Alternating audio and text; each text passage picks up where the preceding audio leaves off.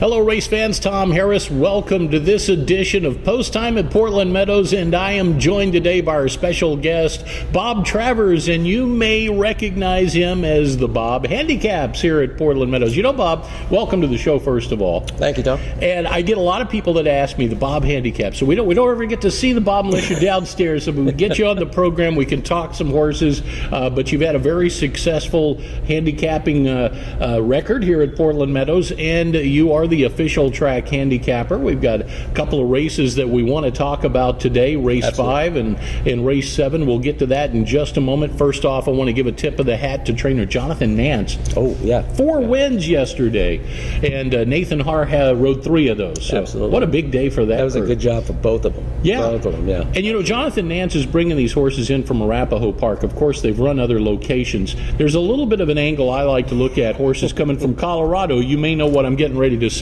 Drop in altitude. They're coming from that mile-high climate. They get that nice wind in them. They come down to sea level, and boy, do they like it. Oh, yeah.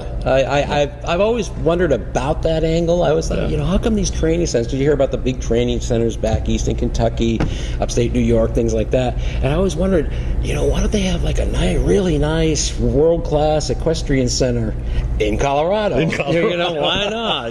But it's not there. It's the Arapahoes that are coming. The Arapahoes, they're proving it. They're proving it. But yeah, they seem to be running good at our track. However, I'm going to tell you, last year and the year before, not as well. It doesn't always play. Yeah, it doesn't always play out. Just like all the angles. Every system and angle works. And each horse is a little different. So, and in the old days of Turf Paradise, we used to watch for those horses coming down from the old Centennial Park, which was also right there outside of Denver. Let's get to a couple of races that we want to try to handicap here today. And I'll tell you, Bob picked out a couple of tough races. This 5th race on the card, Bob, they're going 2 turns at a mile 70. What do you think here?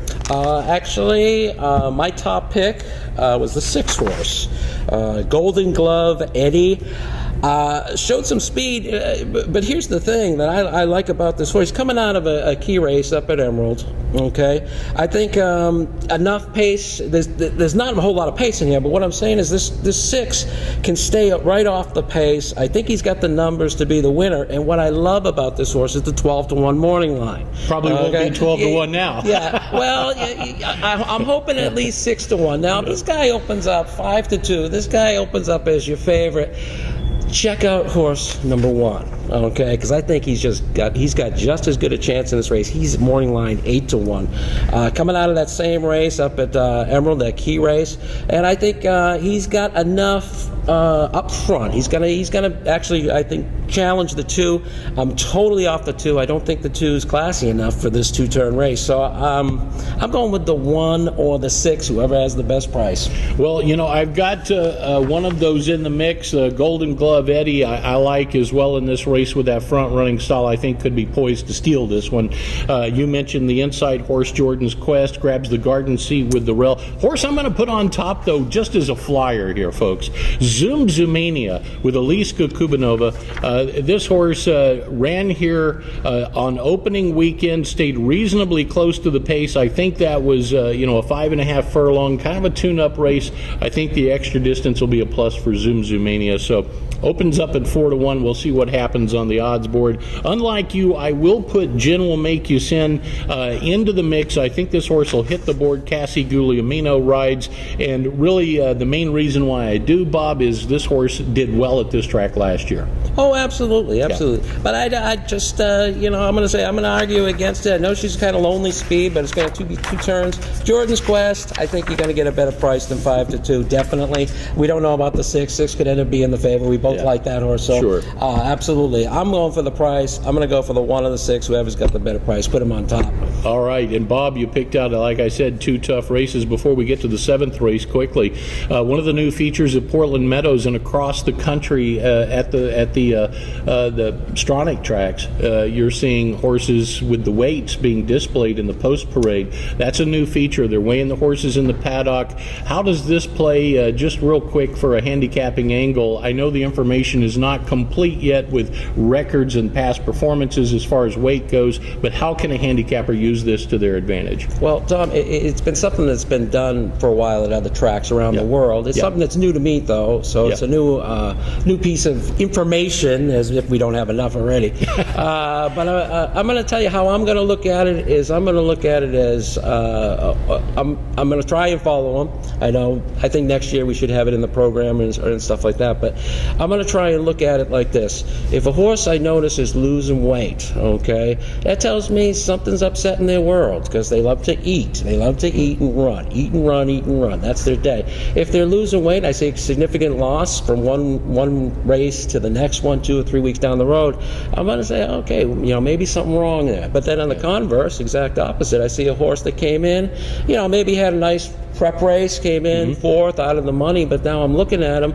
I looked a little skinny. Now he's weighing more, and the facts are there. He weighs 1150, so now he's up to 1200. Okay, he's putting on some muscle mass. It's always heavier than anything else, so he's putting it on. He's gaining weight.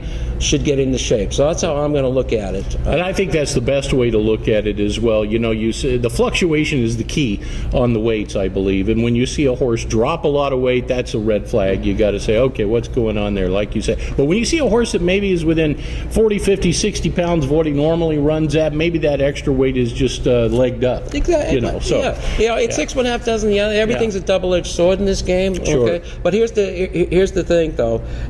Handicappers, follow us regularly, jot those down during the post parade, follow your horses. You will have a little bit of an edge that you won't have any other time, because next year, and like I said, we're going to be starting rolling it out at the Stonnage track, so maybe at the other tracks too.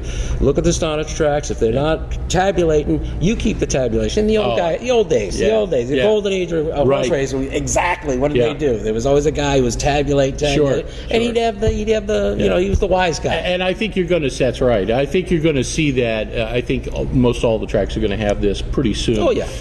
Hey, we go to the 7th race as we come up to a 6 furlong dash in that one. Claimers 4 and 5,000. Bob, I landed on the 6 horse here. Portray Your Vision. I like that big finish at Ferndale. Nice. I'm glad you like the 6. Now, because I love taking his money, people. I love it. It's so easy to do. There's absolutely no side bets going on here. We do have a little fun with each other though on our total picks for the day. It's player against player game. We all know that. That's right. But here's the thing. I'm glad you do like the 6, because here's my angle on this. I think this is a match race between the 4 and the 7. You're going to see 4-7, 4-7, 4-7, 4-7. Now, if nobody else steps up to the game, you're going to see 4-7, 4-7, literally a match race during this game. However, if that doesn't happen, who can upset their apple cart? It's either the 6, it's either the 1, it's either the 8. I'm getting 6-1, 5-1, 15-1. On the 1. Mr. Bernie's got to eat sometime. He can win a race, okay? So my play on this, how I'm going to play this, is I'm looking at the 4-7 match race. Okay, great. Play them on top with the 8-6-1 and reverse that sucker so you get 15-1 on top, 8-1 on top, 5-1 on top. I like the way you think, Bob. I like the way you think. Yeah, I'm going to throw another winner as a horse that's got that good front running style into this race, just in case you find a horse that gets out on their lonesome, could sandbag them. Pet Gold is a capable sort. I've watched this horse pull off a surprise here and there, so I'm going to go with the 6-3-9. And your 3 again are? My 3 are 4-7-8. 4-7-8. All right. Well, there you have it. Straight from the Bob. You know him as the Bob Handicaps. Bob Travers is our track handicapper here at Portland Meadows. You can catch up to Bob today at the track on the main level of the grandstand. We've got the race day action straight ahead.